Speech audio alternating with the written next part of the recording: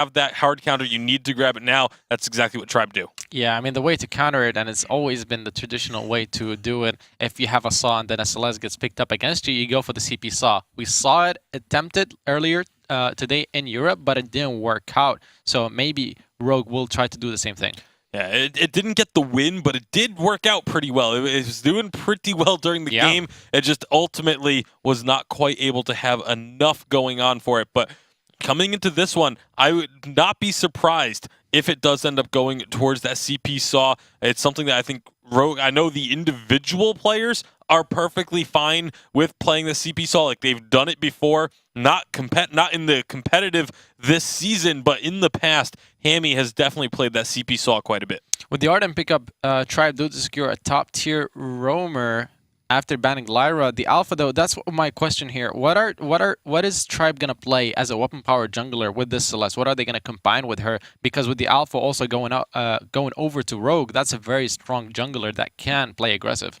They could potentially look for something like a Krull here. Krull into Alpha can be fairly strong, or they could even run a double CP, which we've seen a couple of teams pulling out and finding success with as well. Yeah, they could run a double CP. What would be very interesting is a Glaive, something that we have not seen in ages, but combines very well with the Celeste and the Arden, and at the same time, T-Tigers does play it well.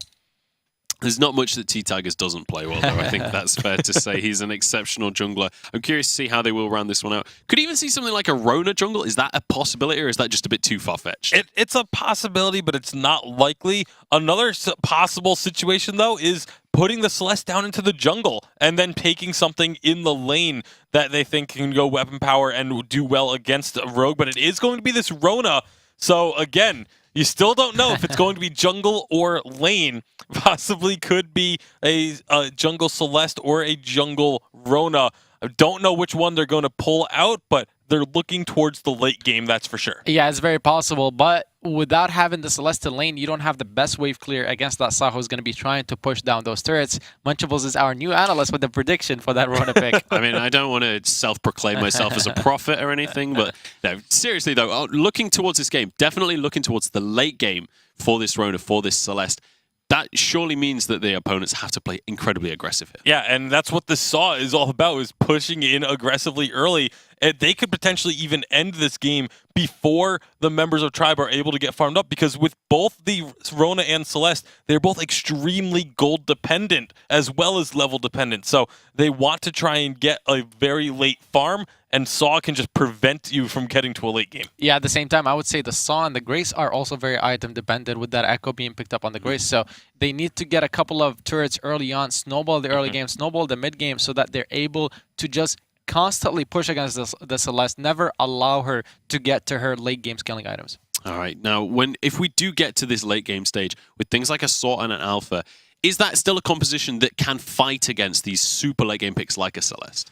It's going to struggle. It's definitely going to struggle a bit, because you're going to have that so much damage coming out from the Celeste. If Saw can't get in range, then all of a sudden the Celeste just... We've seen it be the hard counter. There's a reason why the Celeste has been banned by Rogue when they want to try and get this Saw pick. So it's definitely going to be a struggle. But if you get a large enough early lead, then you don't have to worry about it. Now, I do have a little bit of a news update for you guys. The overlay was actually the wrong way around during this draft. So this is all switched. Instead of Rogue having the Saw composition, that's going to be going over to Tribe. So it's Dienzio with the Saw in his hands. And T-Tigers with the Alpha. Yeah, of course. I mean, Alpha on T-Tigers. Suddenly what? I was just going to say, it suddenly makes a lot more sense that the Churnwalker ban came out by the side of Tribe and not Rogue banning it. I agree. I mean, at the same time, the Alpha going over to T-Tigers, that, in my opinion, is a huge risk. And at the same time, now that it's Rogue with the Celeste and the Rona, I'm more expecting the Celeste to go to the jungle, just because if it is Pond the original, it's a hero that he's played in the past very well. Yeah, absolutely. And also, we've got the likes of Hammy on this Rona. We've seen earlier today how great Hammy can be on this Rona. We'll see whether he can replicate that success against Tribe. This is going to be an incredibly important game for both of these teams. There is a lot on the line when it comes to the points, but Tribe looked amazing earlier today. We're going into the finals, boys. This is an incredibly exciting one. I'm going to ask you for predictions coming into the series. How are we feeling so far? Rogue has just looked so clean in their gameplay. With the exception of game one against Tempo Storm, I think they refocus and they get themselves back on track and take the series 2-1. I do agree. At the same time, T-Tigers on Alpha is something that you can't count out. So I'm going to predict Rogue, but Tribe have a serious chance to win this game, especially if they get early game and mid-game leads. But Rogue, if they make it to the late game with the range advantage for Celeste, it should be in their favor. All right, well, it's time to jump on into this game. The analyst is saying this is going to be an exceptionally close game coming on in. Hashtag Vainglory8. Let us know who you are supporting. Are you a Rogue fan? Are you a Tribe fan? We want to know. But it's time to pass it back over to Humanist and Dowsey and kick off our finals. Well, that's right. We're into the finals, but if it was any help from our analyst desk, I barely even know who's playing the game. We're over here trying to be professional casters / chat moderators. And Dowsey, it looks like we're going to have the Saw going the way of Tribe. Yes, it is going to be Dienzio with that Saw, which means that it's Hammy playing Celeste. We got debated by the draft a little bit. I think this is going to be a very fun series. Both these teams in the Vainglory 8 have played Saw continuously and have had it banned against them at multiple times. So maybe we're just going to see the matchup of who is the best Saw NA. Is it Dienzio? Is it Hammy? Find out tonight on Vainglory 8 hashtag with Munchables, your desk host. We should record one of those sometime and we can put it out on social media. That was pretty clean, Dowsey. Maybe you have another future. You can color cast, play-by-play cast. You can do it all. Zio spun up in the lane. He's going to start to apply pressure right off the bat here. And as you said, we're going to start to see a lot of Saw here. As far as who's the best, I don't know. It feels like Hammy's got a higher win percentage, while Zio just kind of has the flashier plays. Let us not forget, at Tribe have Mega Sub Celsius that they could pull out at any time if they need to actually answer the question who's best Saw NA. True. I think Celsius would argue it's him. But at the moment, we've got two compositions that are very fun. Sibs on that Rona in the jungle try and match the damage of T-Tigers yesterday. When we saw Rogue lose with Saw against Hammers, it was this Celeste that's starting all overplayed, and with an Arden to help on out, that was the impactful measure. Sibs, though, in trouble. Sibs tries to get them rooted up. Jukes out, but T-Tigers hits him with the Prime Directive. Holy Nova right on the mark. Sibs gonna pop that healing flask and try to get himself out of here. The Vanguard slingshots him just out of range, I think. Or are they gonna catch it? Oh, they got the Prime Directive. They got the gap closers. They got the first blood. Yeah, and I love this composition from Tribe. When we thought that this was Rogue playing, and I was like, oh, they've learned from their mistakes. Instead of taking a Lyra, they take a Grace, so that they can dive onto the Celeste and onto the backline a little bit more easily. Well, it is actually just Tribe showing that they've got a different style of play here. And I think the Grace paired with the Alpha, far more synergistic. Also, Dienzio, he ain't going to go no Serpent's Mask, at least I hope he doesn't, because he loves his crit. And yesterday we saw that crit was so impactful, or the lack of it therefore, so impactful in not being able to kill the Celeste. So I think we'll see Dienzio show us why crit into Celeste is pretty fun. Yeah, I mean, we've seen a couple different builds. Of course, you know, a professional Vainglory player is going to build, you know, item dependent based off the game he's in, but it looked like the build coming out of Zio in that crit build was just a little bit more powerful overall. So, in the lane, we do see a massive priority on Minion Candy to push. Yeah, on both sides, actually, Minion Candy's coming out there. Very Zio cheap. dropping low. Sibs making the rotation up towards the lane here. This is T-Tigers taking the backs away from Rogue. I think they actually know what's going on there. Sibs was trying to avoid getting in a one-on-one with Tiggs. But they spot him out. He's going to have to go into the fray over the wall. And Sibs a full rotation pretty much without taking any camps except for his front. That's pretty impactful. Not what you want when you're on this Rona. Great defensive play as well from the side of Tribe. Both Max Green and Dienzio walked over to the jungle, and that's what forced Sibs to ultimately decide not to go for that invade. Oh my goodness. Oh my goodness, indeed. You know, oh, look at the Supernova right back the other way. Hammy answers right back onto Zio. Now, Zio does not have healing flasks if they engage. He could potentially go down here. You're going to have to respect the damage coming out. But oh, preemptive Holy Nova, what the heck was that? Oh my goodness, Max Green. Well, Heliogenesis is coming right back the other way. Zio dropping very low, but just standing his ground. Very bold plays. Tiggs moves in. Core charge there. He's got damage coming out. Evil happy to stand his ground early on here. Just trade with some blood for blood. And these teams just back and forth throwing blows, Dowsey. I love Max Green. He is complete opposite of personality in-game to real life. Such a shy dude, likes to keep to himself. always see him at events with his headphones on, and you're always thinking what's going on in his mind. But when you get into game, you see it. He is a bloodthirsty warrior, able to just go par on captain to carries. I gave him a nickname of the carry killer because so often we see him on this captain role taking down carries in 1v1s. It's insane. Yesterday got a double kill with the Grace to help Tribe win the game. It was pretty insane. And you can see that his mechanical skill, his game awareness is pretty top-notch. His Holy Nova is going to be super impactful as well. Keep Sibs off this Saw as well as the Arden as well. If Max Green cancels a Gauntlet with a Holy Nova, then I think I'm just going to lose it. I'm pretty sure he's going to. He couldn't predict the core collapse. I guess we should have brought the Prophet Munchables in for that one. Tribe shoving this lane down. Turret's lost its barrier, and this is going to be Tribe going to town here onto this turret. Prime Directive over the top side. Hammy taking a bit of damage, while Zio just hammers way onto the turret. This is the Termination Protocol. Popped off there. Nice Holy Nova, letting a bit of damage to come out, but before he can reboot, this is Tiggs down, traded for Sibs 1-for-1. And Tribe will find themselves up 2-1, and a little extra gold in their pocket after that turret take. 2,000 gold. It's nice little way to go. 1/3 of a tier 3 item for themselves. Dienzio picking up a reflex block and starting to go towards that crit that we talked about on that Saw.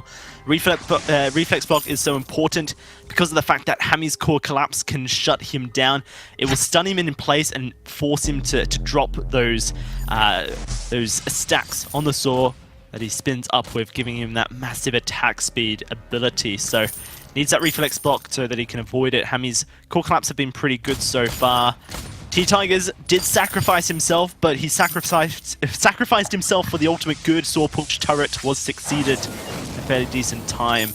Now Tribe are just rotating around the jungle, trying to force Sibs to lose out on gold income.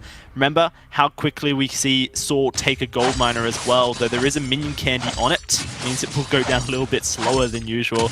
Is still going down very quickly. Maybe Hammy goes for the Miracle Steel. Core Collapse comes through. Solar Storm even, but Solar Storm, unlike a Kestrel ultimate, not really impactful on the gold miners. Cheeky little Prime Directive from the pit there. Big's hitting that, but having some fun on this alpha. And we'd expect him to be getting into the back lines and very effective, as you said, kind of sacrificing himself so Saw could push.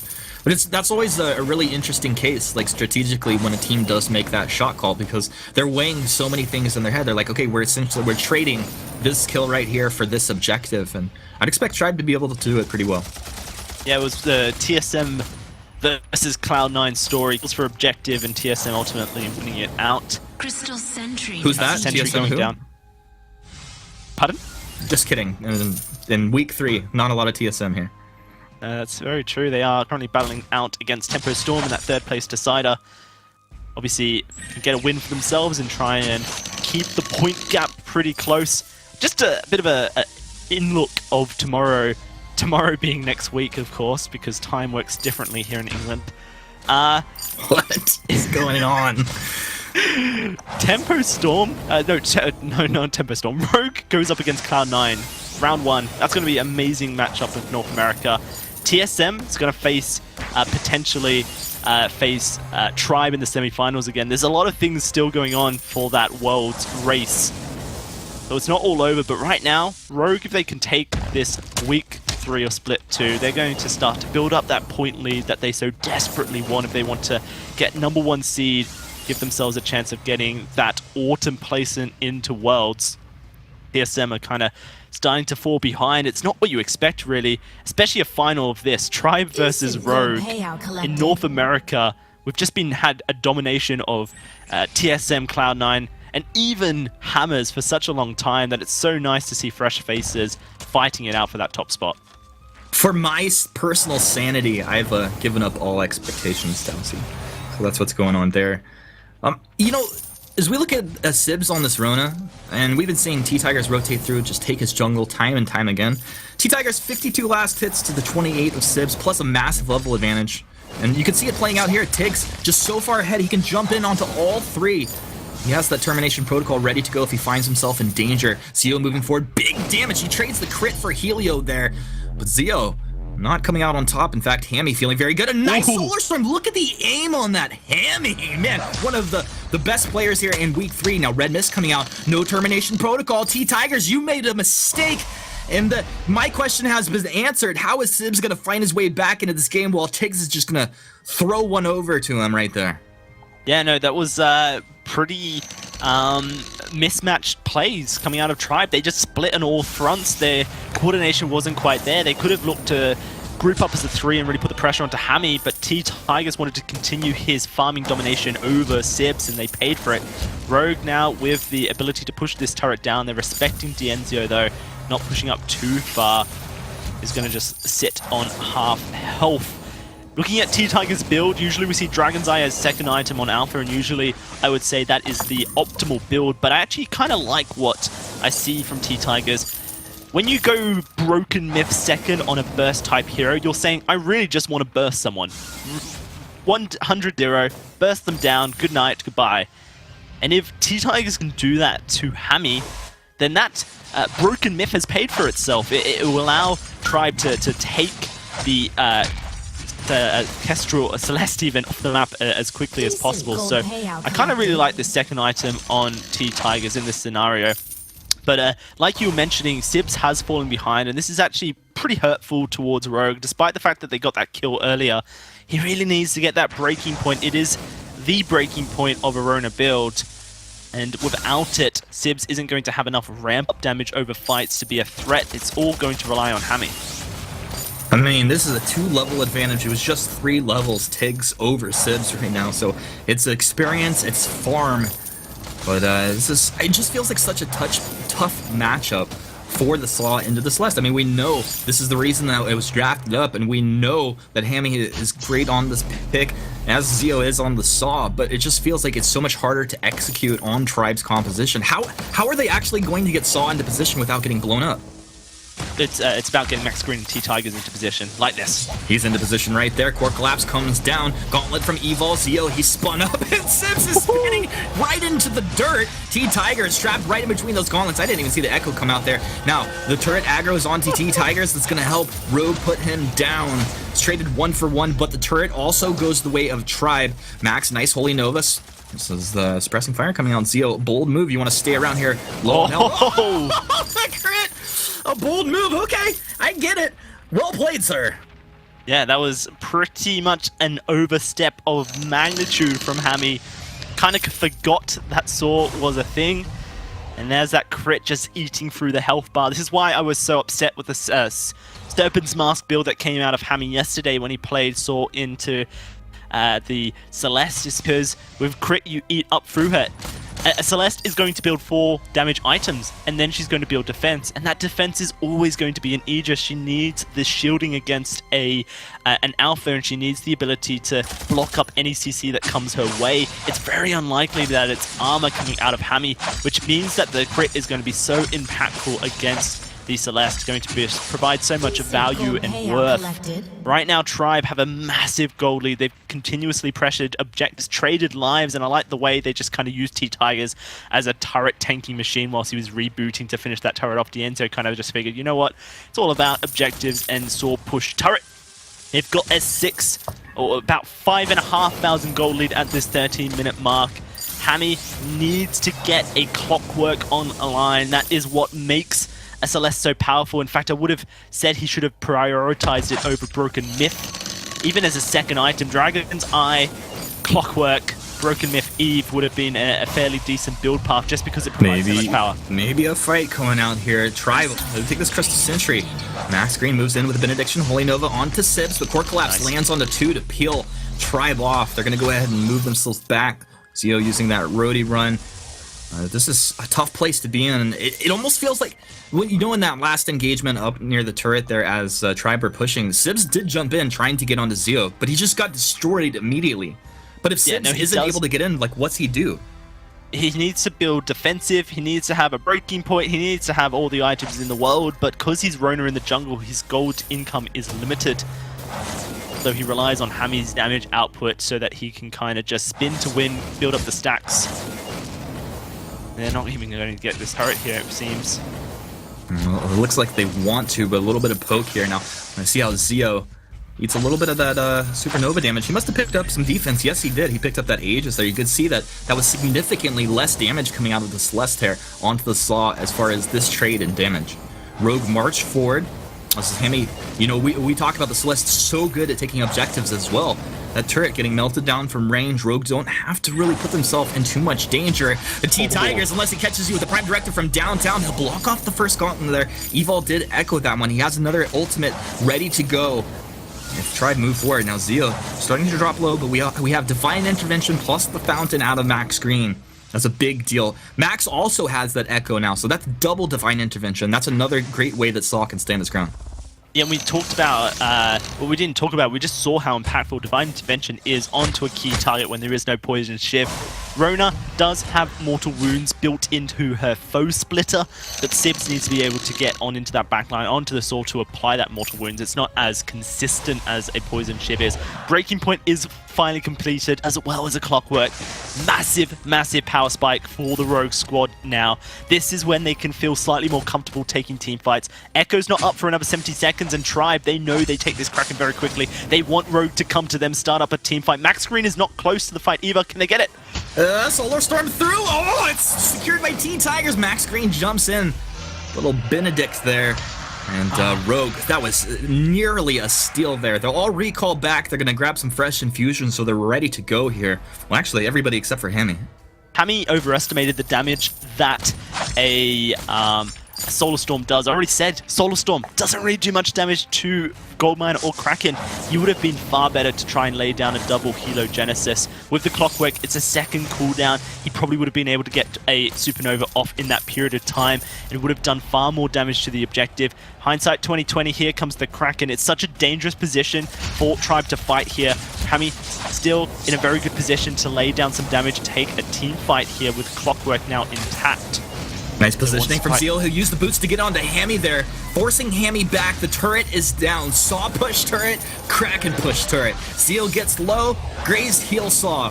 As this Tribe moving forward, gauntlets down, a nice Prime Directive into the backside. T-Tigers dropping low, he's onto Hemi. Ooh, that Termination Protocol, 900 damage I think is it connected, but the regeneration, the sustain from Rogue, they're in fighting shape and they're feeling good. Max blocks off the court collapse. He'll move out, running away in fear with Saw. As Rogue take down this Kraken, this last turret will just be on about 40% health or so, and this is a dangerous situation for Rogue. Alpha go in, Alpha go dead, Tribe go goodbye, but they eliminate the Crystal Sentry and they get themselves one of those Vein Crystal turrets, getting closer and closer to finding a victory here over Rogue, point leader in North America, trying to bridge that point gap between them and Rogue. If they win this series 2-0 and then get a little bit of help from Cloud9, take out potentially TSM next week, then Tribe may have just hit all the conditions necessary to be able to find themselves a ticket to Singapore. Currently, they are doing a fairly decent job, but it all starts here. Rogue need to find a team fight, and they need to find objectives. This turret still stands. I think it goes down now. It does. Finally falls to allow for a bit of gold so Sibs can get some shielding on board so he can tank up a bit of this T-Tigers damage. This is this moment, I think, that Rogue start turning the fights around. They have gauntlets up, 2 of them with the Echo. A team fight that's kind of on their terms rather than on the terms of Tribe with the Kraken pushing in.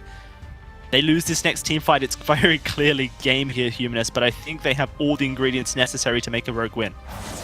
They have all of the ingredients, but can they put them all together and make it all happen? Bake that beautiful cake that Rogue wants here in Game 1 of the finals. I mean, this is an amazing matchup. We're seeing it play out down in net worth, but even in kills here, and still have a chance. Rogue have all of the tools necessary. Tribe continue to move forward. Max Green throwing flares, moving his vision line forward. A lot of it's been cleared out, actually. He doesn't even have room to be applying scout traps most of the time. He just has to carry flares around. Fair enough as well. You know, the flare game, very important for both these captains.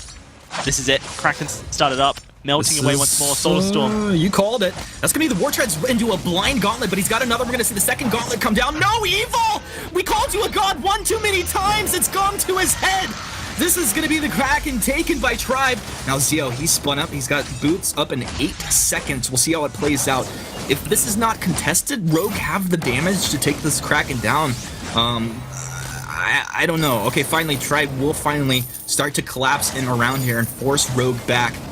They're going to kite backwards. Core collapse down onto Max Green. T-Tigers onto Hammy.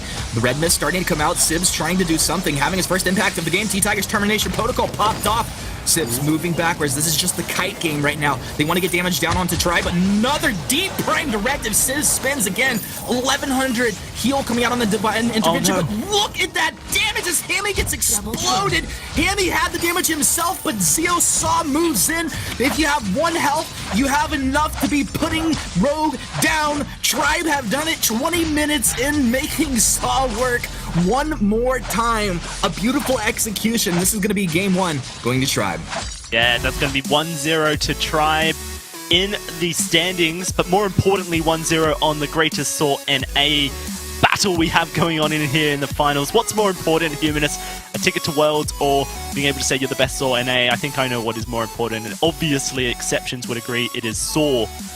Brilliant play, brilliant coordination, and T-Tigers winning the jungle very heavily over Sibs was